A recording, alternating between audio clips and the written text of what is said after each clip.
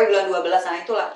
Nah jadi balik lagi tadi kan ngirim flyer tadi, ngirim form ke OIC, coba kirim rupanya ditelepon. Ada nama ini yang nelpon ke nomor HP saya gitu, ke nomor baru. Siapa lah ini, kan di sana kan rupanya susah sinyal gitu kan. Jadi pas pulang itu telepon, kalau nggak salah dengan telepon saya Kak Sela. Kak Sela, Iya. oh saya, oh iya kayaknya, udah pada jauh, kayak baru inget kalau dulu itu jadi salah satu apa ya namanya fasilitator ya, fasilitator CLT 1 itu awalnya saya guys. Iya. Itu lah ingat nggak dia nggak tahu. Iya ingat setelah lupa diri nggak sih namanya? Iya itu lupa diri. Iya ingat kalau itu. Telepon kan sama Kak Sela. Ya udah ditelepon. Apa ya kemarin pembicaraan aja saya juga lupa kan, kayak udah apa ini yang kemarin tuh ya lulus ya. Lulus, kayak masih aduh ngapain ya gitu kan, bingung kan karena masih di lapangan. Kalau nggak salah itu tanggal berapa, awal bulan Januari ya pelatihannya itu ya. Iya. Iya kan awal bulan Januari itu kayak, karena itu dia kan dari informasinya dari 2018 akhir, baru mulai pelatihan sesi 1 kayaknya mulai Januari 2019. Ditelepon sama Kak Sela ya kan, kalau nggak tahu Kak Sela kayak mana, Masya Allah ternyata saya langsung. Udah ditelepon sama dia, terus kayak beneran ini gitu kan, ya kayak nggak yakin gitu nih kan. Udahlah Pak pulang ke Medan, ya itulah ngikutin wawancara yang sama Bang Baong, itu juga ada Bang Baong wawancara di kantor gitu kan. Jumpa lah sama teman-teman yang dari Sumut, itu ada 15 kalau nggak salah tuh kemarin. Jadi 15 dari Aceh juga, Sumut 15 gitu lah.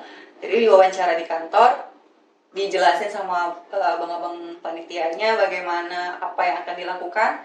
Nah jadi ada kayak pelatihan selama 3 bulan, ada 3 sesi pelatihan itu yang kayak dibilang Mbak tadi.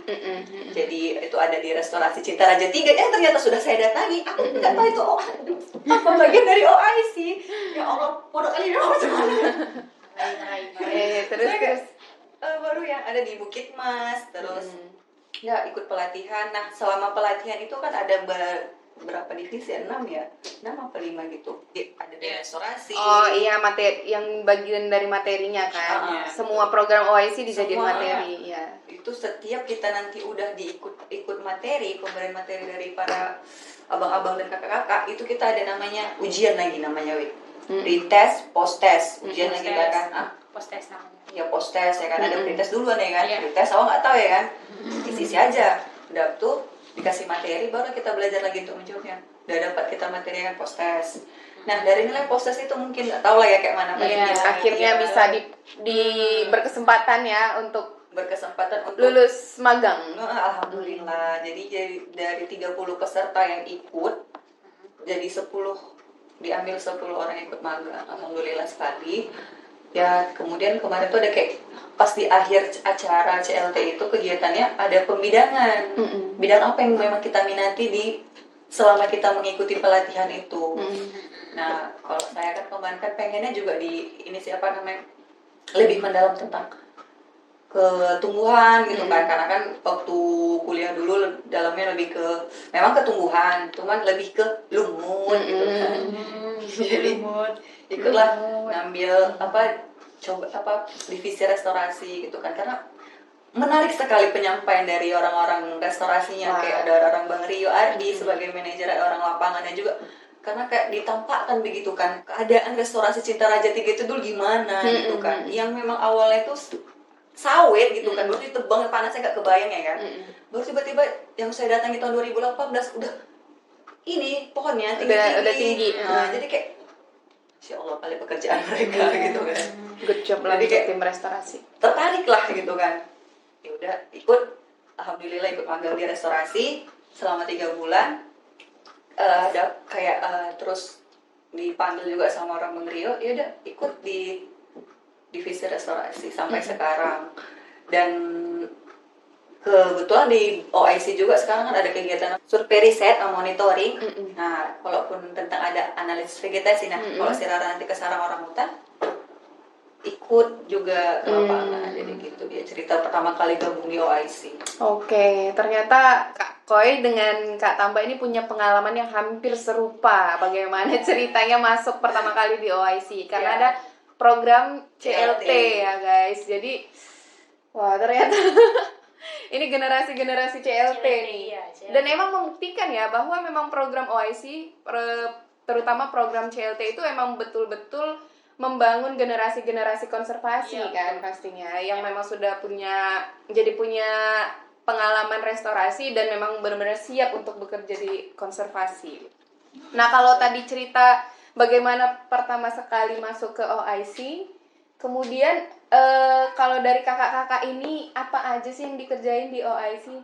Terus juga dari background apa yang sedang dikerjakan sekarang itu ada nggak hal-hal yang memorable atau sangat berkesan lah di pekerjaannya sekarang? Boleh diceritain nggak? Dari Kak Tamba dulu. Kalau tadi ngapain aja ya di sini? Oh, di sini ngapain aja? Di sini sih ngapain aja. Karena sekarang dia akunya itu di divisi GIS. Jadi di sini sebenarnya sih sebagai tim support ya. Tim support bagi tim-tim lain yang ketika membutuhkan peta gitu. Jadi kayak mereka rara riset, terus kayak restorasi, mereka biasanya kan sering ke lapangan untuk survei monitoring. Biasanya sebelum ke lapangan kan itu butuh peta, mau tahu gimana medan di sana atau di mana lokasi yang mau mereka datangi gitu. Sebenarnya kalau sekarang proyek yang mereka kerjakan sekarang itu udah ada petanya, tapi itu dulu Bang Gesti yang buat. Dulu Bang Gesti itu sebagai manajer aku juga gitu.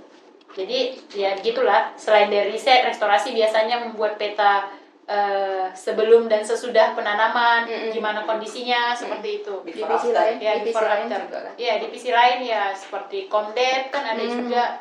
Pokoknya semua tim yang di OIC ketika membutuhkan peta ya minta ke akunya, ya udah aku ngerjain itu gitu. Kegiatan yang paling ini memorable?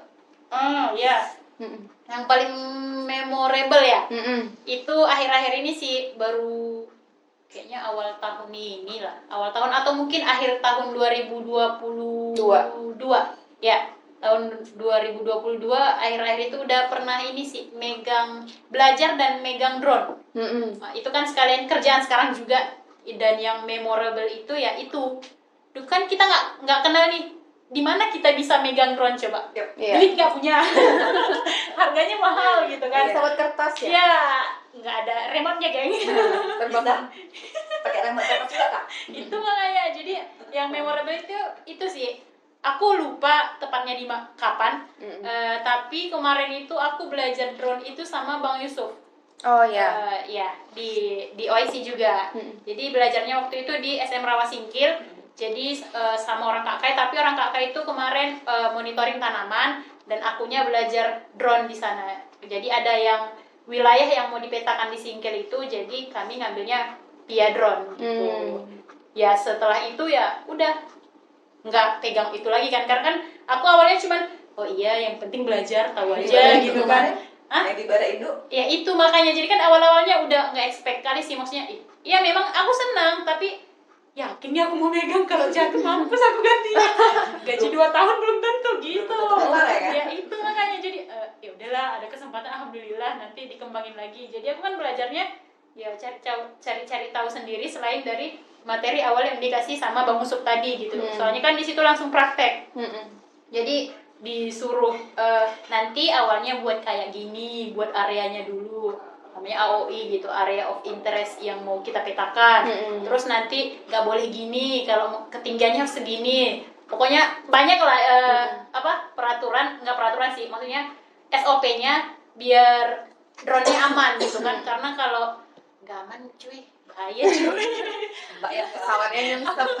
Bawaannya Nengok aja ya. Ya berkeringat, gini-gini, dingin tangannya karena mahal. Jadi itu ya, pengalaman pertama sekali Kak Tamba Iya. pegang drone. Iya begitu, iya sih, ya kayaknya itu sih. Yang maksudnya yang lebih fokus ke kita ya, maksudnya udah dipercayakan ke kita untuk belajarnya gitu. Kemarin pernah megang, cuman naik turun itu sama Bang Ferry di Cintaraja. Pernah untuk foto kan Kak, Iya, cuman gitu doang. Oh iya. Itu sih sampai sekarang akhirnya beberapa dalam tahun ini lah. Kemarin pernah akhirnya nerbangin sendiri. Kemarin kan masih ada dampingan Bang Usup, terus pernah juga kemarin menerbangkan drone di Selamanya Hutan, dan itu dampingan Bang Usup juga didampingi gitu.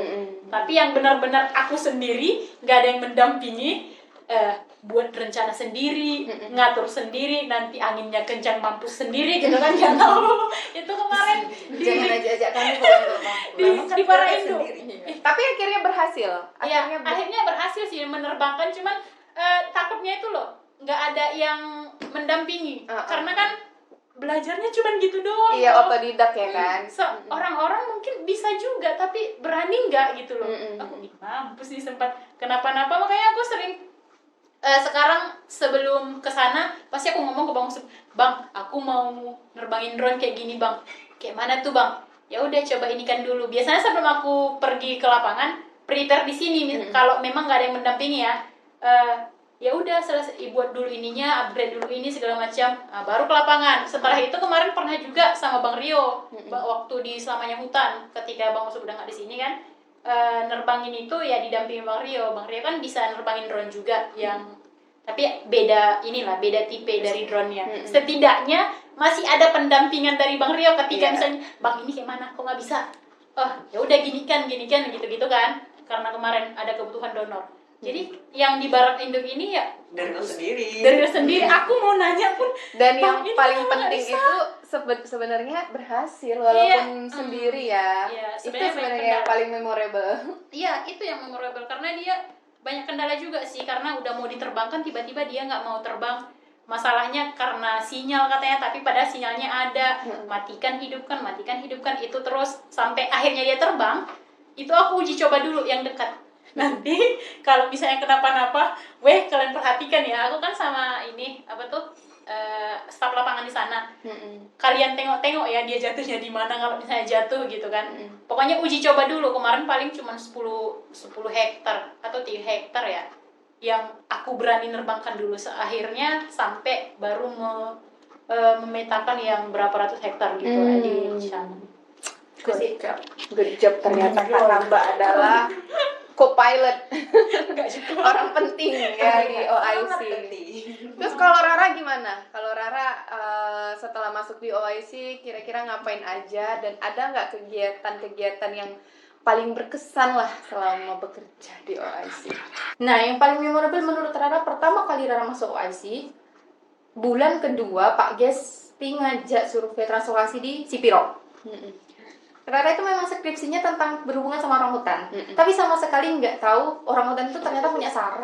Punya sarang, tapi nggak tahu kelasnya, nggak tahu ada kelas, nggak tahu ada posisi sarang. Jadi begitu bulan kedua diajak Pak Gesti translokasi orangutan di Sipiro sama tim Hawk Crew, terus masuk hutan nih, survei orangutan nih gitu kan. Jadi begitu pas masuk, Rara nggak ada lihat sarang. Gak ada Pak Ges, di mana? Makanya kalau jalan itu jangan nunduk terus, nanti kita salah. Bang Ges, Pak Ges, masih ingat Pak Ges. Abis itu karena nggak boleh nunduk, Rara nggak terus dong, tahu kan nggak. Jadi kita tuh nengok ke atas terus, udah nampak sarangnya. Mana ya Allah. Terus Rara teringat, Bisa contekan ya. bisa. Jadi Rara teringat waktu yang Rara survei di SM Rawa Singgen, waktu patroli itu. Oh, sarangnya itu bentuknya bulat-bulat. Cari lah gitu. Jadi Rara cari nih sarang-sarang. Nggak jumpa akhirnya. nggak jumpa. Rara nggak bisa jumpai, mungkin karena belum pernah nampak ya. Jadi begitu Pak Ges jumpa, itu sarang katanya gitu. Oh, sarang orangutan gitu kan. Jadi pas kita itu dia akhirnya. Apa nih, bakal Pak Ges yang jumpa. Dah, habis itu disuruh buka catatan. Itu kelas berapa? Ada kelasnya. Sekolah kali ya. Kelas apa? Cuman kawan Rara waktu skripsi itu kan si Mardiana, itu penelitian tentang sarang di Lesoraya. Rara tahu dia gambar-gambar sarang, dia nyebutin sarang itu punya kelas, punya posisi. Tapi itulah tadi, karena kita nggak tahu ya, maksudnya nggak mendalami. Kita kan sibuk juga sama skripsi kita kan. Jadi kita cuma, gambar sarang, nah gitu doang. Si Mardiana namanya. Sekarang di FKM. Jadi kayak, kemarin si Ana gambar sarang nih, tapi sarangnya apa gitu. Nggak tahu Pak Ges. Belajar ya, itu sarangnya kelas B. Hah? Kelas B? Oh, kelas B. Habis itu posisi berapa? Ada posisinya juga. ampun, Rara pusing. Rasa ujian mendadak nggak? Lebih dari skripsi Rara rasa Kak. Dan maksudnya itulah salahnya kita mau masuk tapi kita nggak belajar dulu. Kayak itu sih jadinya Yang kita cari tahu ya kan. Iya, survei gitu. Cari orang hutan ternyata enggak nyari saran. Pak Gis juga nggak ada prepare, nggak ada bilang kan. Ya udah, Rara yang salah sih memang nggak belajar dulu, nggak belajar dulu. Ada posisinya gitu. Anak kemarin gambar itu ada di cabang-cabang itu kayak mana? Nggak tahu Pak Gis, Rara bilang kayak gitu. Udah. Habis itu dikasih tahu Pak Gis itu posisi 4 karena dia ada di nyangkut di pohon sama sebelahnya lagi berhubungan sama bambu. Jadi kan lebih dari ini ya, lebih dari satu pohon ya. Nah, kita akhirnya belajar ke situ. Terus disuruh catat lah segala macam PPD-nya. PPD itu pun nggak ngerti lah apa. Pokoknya Pak Gis kasih tahu semua dari satu sarang itu jadi contoh. Terus karena dangak sarang di atas, akhirnya Rara dangak terus jalannya. Habis itu Rara jalannya jangan dangak terus karena kita nggak nyatet sarang doang tapi kayak nyatet buah, katanya fikus segala macam. Ada juga. Setiap perjalanan ada ini ya. Iya, maksudnya dalam satu jalan itu belum selesai dan Rara tuh nggak ngerti sama sekali. Kayaknya dikasih tahu sama Pak Gesti namanya ada fruit trail, ada lindus trail. Habis itu kita juga harus mata harus ini jeli nengok jejak-jejak satwa segala macam. Itu sih yang paling sangat memorable. Terus waktu kita ke Pak Barat juga Rara ngulangin hal yang sama. Kayak Rara ada di antara 7 pria juga. Kami 12 hari hidup bareng di Pak Barat dengan tim BKSDA. Maaf ya, hidup bareng itu maksudnya kami makan bareng segala macam. Cuman itu tadi, untungnya kita perempuan sendiri juga, ya ada untung ada enggaknya kita jadi kayak lebih dijaga kayak gitu. Walaupun kemana-mana agak susah ya, karena kalau harus ke kamar mandi harus ada yang ngawanin tapi Jauh. ada jarak gitu, ada intervalnya gitu. Jangan jauh-jauh, jangan deket juga. Nah, itulah. Jadi 12 hari kita jumpa dengan orang-orang baru. Terus udah capek nih di SM Rawas SM Siranggas. SM Siranggas itu SM yang ada di Papua Barat. Udah 12 hari dan hari ke-8 kalau nggak salah kami survei kami jumpa dengan 2 individu orang hutan Di Pak di SM Rawas SM Siranggas. SM Siranggas. Iya, di kawasan Siranggas. Itu wow, pokoknya kalau udah jumpa langsung Induk dan anak atau induk dan anak, dia lagi digendong gitu. Jadi intinya dan beberapa kali kami survei, kalau kakak-kakak pada ingat ya, setiap kami survei, nggak tahu kenapa rezeki mata Rara selalu melihat orang hutan yang pertama kali. Di Papak Barat 3 kali jumpa, 3 kali juga Rara yang jumpa duluan, baru di Tamiang, gitu juga induk anak juga Rara yang jumpa. Jadi kayaknya kenapa ini? Rezeki kali ya gitu. Rezeki Rara bagus. Kayak yang awal tadi Nara bilang, orang hutan tadi kan udah yang waktu ngurus skripsi, orang hutan gitu. Iya. Penambahan orang hutan itulah yang Penyelamat ya. hikmah banget tuh. Jadi kayak mungkin jadi udah ibunya orang hutan lah, aku rasa nggak. Oh my god, nggak tahu ya. Makanya dipanggil sama mak ini Iya, ya. ya, pokoknya memorable. Kami kan ada juga waktu di Papak Barat survei di Sikulaping. Kami ceweknya bertiga tapi ada tim sekitar 16 orang. Kami berapa? 10 hari ya kita Kak kemarin.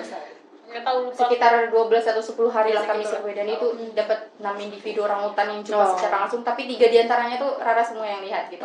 Jadi itu memorable banget sih. Di situ kita lagi cerita terus mobil lagi ngebut nih mau ke lokasi tiba-tiba stop itu ada orang hutan kayak gitu. Jadi yang memorable adalah pertama kali Rara masuk hutan dengan tim BKSDA dan WCSIP, translokasi gajah, patroli, smart patrol, baru pertama kali kerja masuk survei sama Pak Gesti, dikasih tahu tentang sarang segala macam, terus sama mereka semua.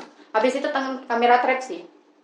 Jadi nggak pernah nampak harimau secara langsung tiba-tiba di kamera trap.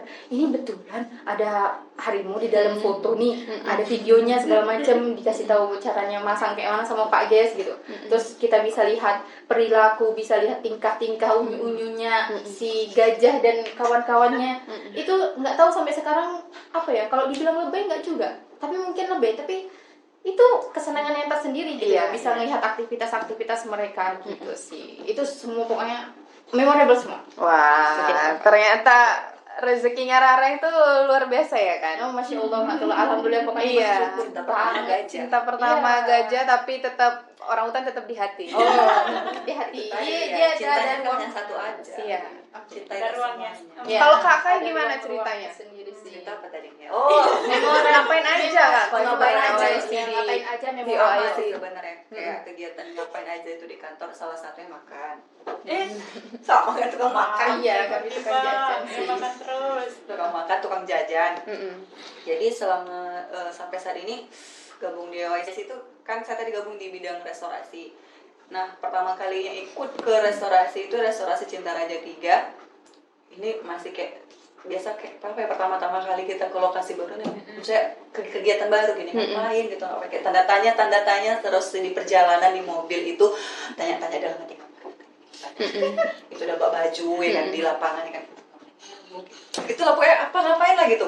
Jadi pertama kali nyampe, nah kebetulan tuh dulu ada proyek kegiatan dari restorasi itu bersama pembentukan kelompok ibu-ibu restorasi yang membuat ekopolybag atau gedebok pisang, poligami gedebok pisang. Nah itu pertama kali kayak ikut sama Bang Rio.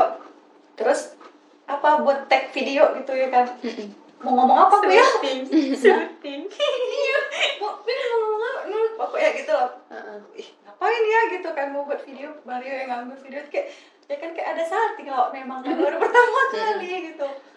Bicara tentang ekopolybag gitu kan. Udah, jadi di tag Bang Rio ya beberapa kali pengulangan lah kan untuk tentang membahas apa itu ekopolybag, kegunaannya apa, kenapa dengan menggunakan ekopolybag dan kenapa harus ibu-ibu rumah tangga ya, kenapa ibu-ibu gitu kan. Nah, jadi terus sampai ke pondok ikutlah sosialisasi yang dibawa oleh sama Bang Rio ke ibu-ibu itu. Terus selama itu pertama kali yang dilakukan di OIC. Kemudian kegiatan yang lain itu kayak cari bibit gitu kan, ke lapangan, ke hutan, ke ekosistem referensi, baru cari bibit dari mulai biji, benih, baru dibawalah ke rumah kecambah lah, itu nanti kita semaikan, ikut ya kan, ikut kan, menarik, seru, terus kayak baru dibawa ke nursery gitu kan, ada penanaman di nursery, baru ikut kegiatan monitoring tanaman. Itu ada namanya monitoring tanaman, di mana tanaman yang udah kita tanam tuh dimonitoring, jadi nggak hanya dibiarin gitu aja dia, habis ditanam kita lihat dia perkembangannya, hidupkah dia, adakah yang mengganggunya, streskah dia, matikah dia, itu semua kita tengok gitu kan. Di monitoring itu kita ambil data, tengok kelilingnya, tingginya, semuanya. Jadi kalau misalnya yang mati ya udah kita ganti gitu kan. Jadi nampak tuh nanti pengamatan parameter pertumbuhannya gitu kan, setiap dari yang kita monitoring. Baru itu juga ada namanya ikut ke fenologi. Nah dulu memang waktu kuliah ada materi fenologi gitu kan, cuman ya nggak ada praktek ke lapangan, jadi ya bingung gitu kan. Udah diajarin Bang Rio lah kan apa itu fenologi. Memang materi fenologi itu udah diberikan waktu kita CLT kan, kelas-kelas segala macamnya. Ya sama aja pas terjun ke lapangan ini dulu memang ada sih waktu CLT juga ke lapangan, tapi kan beberapa aja kan kita dicontohin gitu kan. Udah ada jalur kian nih di ekosistem referensi Cinta Raja 3. Udah kita buat ini jalan terus kita buat namanya tuh kayak plot gitu kan. Di satu plot itulah kita amati jenis yang ada di dalam plot itu gitu. Kita fenologi gitu kan, kayak ngamatin kapan dia berbunga, berbuah sampai dari mulai berdaun, berbunga, berbuah sampai buah tua pun kita amati gitu kan. Kayak menarik sekali gitu kan, karena pun dulu nggak taunya kayak mana buah misalnya buah inilah ya kan, buah apa tuh namanya, buah pakam lah misalnya. Pakam kan saya sama dengan kayak yang kita tahu kayak matoa gitu kan. Nggak tahu kayak mana mau bentuk bunganya, daunnya pun nggak tahu, buahnya pun nggak tahu. Yang cuma kita tahu dipajak udah jadi, udah dijual gitu. Oh itu matoa gitu kan, nggak tahu kita. Kayak ya Allah, masya Allah, kayak belajar kali loh gitu pas fenologi itu kayak memang rasa aku ya sama aku gitu, kayak nempelnya tuh kayak aku tahu loh jadinya bentuk ini. Bunganya itu kayak gini rupanya gitu kan. Ada tuh namanya si busuk. Bunganya dibilang cantik bunganya kan. Kayak bunga sakuranya Jepang warna pink. Buahnya panjang-panjang. Dalamnya adalah kayak polong-polong gitu, tapi aromanya itu bau. Makanya si busuk ya. Si busuk gitu. Jadi pokoknya setiap fenologi itu yang dilakukan tuh kayak kesannya tuh banget dapat kayak gitu, kayak dapat gitu ilmu untuk memahami, untuk mempelajari tentang mengenal tumbuhan, mengenal pohon. Karena kan pada dasarnya untuk di pohon sendiri aku juga masih kurang kali gitu kan. Jadi kayak belajar lah dari situ, ikut terus ada kegiatan analisis vegetasi gitu juga kan, memang di kampus pun kita lakukan kayak gitu.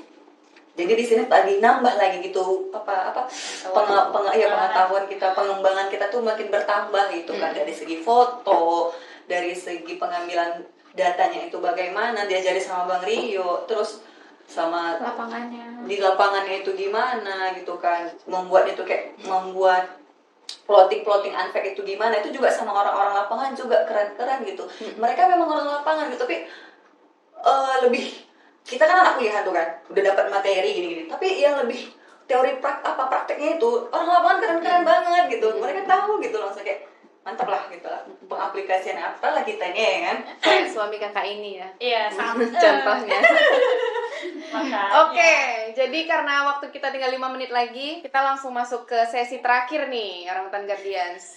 Kira-kira apa nih pesan dan kesan yang mau disampaikan untuk teman-teman yang lagi nonton podcast kita, yang lagi dengerin podcast kita? Ada nggak yang pesan dan kesan dari kakak-kakak sekalian untuk Orangutan Guardians yang lagi dengerin? Kalau bicara konservasi sih, menurut aku itu nggak ada habisnya. Jadi itu harus dimulai dari diri sendiri. Tidak peduli background kamu apa, pokoknya nggak peduli kamu siapa, backgroundmu apa, kita harus terlibat aktif di dalam konservasi karena kita tinggal di bumi. Kecuali kita nanti tinggal di Mars, mungkin pengaplikasiannya atau yang harus kita lakukan berbeda gitu. Jadi kita punya tanggung jawab sama-sama untuk gimana menjaga bumi kita. Tidak peduli kita mau siapapun, apa background, ya seperti yang kita dengarkan podcast tadi, beda-beda background, tapi kita tetap bisa terjun ke dalamnya gitu. Mau background kita apapun, kita tetap punya tanggung jawab besar untuk konservasi di bumi, gitu ya. Iya. Oke, kalau untuk untuk Rara dulu, Rara, apa pesannya? Masih kita juga. Apa pesannya untuk anak muda yang dengerin podcast kita? Pesannya kalau tadi dari Kak Tambak, kita tinggal tambahin dikit sih. Kalau Kak Tambak, kita backgroundnya apa aja, kita bisa tetap terlibat dalam dunia konservasi, baik itu dari satwa liarnya mungkin, dari tumbuhannya. Kalau satwa liarnya, ayo dong peduli sama kayak ada pemburuan liar atau perdagangan satwa yang nanti kita kan udah sama-sama anak-anak punya gadget nih, jadi nanti kita bisa tahu nih kalau ada perdagangan satwa liar, ini satwa dilindungi nggak sih? Kita bisa cari di Google kok, nanti bisa lapor ke orang terdekat gitu. Kalau bisa nggak usah lah lagi pelihara satwa liar yang ngapain sih? Mereka juga pengen hidup bebas gitu kan, sama kayak kita. Nah, tapi itu kalau untuk dunia konservasi ya. Kalau untuk yang lain, maksudnya gini, kita kan kadang kurang peduli nih sama lingkungan mungkin gitu kan, tapi kalau kita mau dari manapun, kalau seenggaknya kita enggak ada langsung terjun ke dunia konservasinya langsung, seenggaknya jangan ikut ngerusak. Gitu sih kalau menurut Rara, maksudnya ya udah jadi diri sendiri aja yang peduli sama hal lain, misalnya apalah yang kita suka, maksudnya mau ke manusianya, pemberdayaan ke masyarakatnya, atau kita mau jadi pebisnis apa gitu, nggak apa-apa, yang penting jangan ikut-ikut merusak hutan sih, jangan ikut-ikut ngebiarin satwa tersiksa atau satwa diperdagang jual belikan tuh kita nggak peduli. Jadi kayak kita kan manusia ya, pasti manapun tetap punya ini ya, maksudnya maaf ya bentar ya, kita punya di dalam hati kita paling dalam itu kita manusia yang baik pasti. Jadi kita nggak akan mungkin tega melihat satwa-satwa liar itu diambil dari rumahnya gitu sih. Intinya gini aja, kalau kita nggak mau ikut terlibat terjun untuk mengkonservasi, seenggaknya jangan pernah ikut ngerusak. Oke. Gitu aja sih. Ya, Jadi kalau pesan dari Rara, walaupun kita tidak menggeluti dunia konservasi, setidaknya jangan ikut merusak gitu ya. Iya. Jangan kayak misalkan kita punya background bisnis mungkin atau apa, kalau bisa diperhatikan jangan sampai bisnis kita pun masih bergelut dengan hal-hal yang merusak lingkungan gitu. Jadi itu pesan dari Kak Rara untuk teman-teman sekalian yang lagi dengerin. Kalau Kak Koi gimana? Aku sendiri juga masih belum banyak bisa memberikan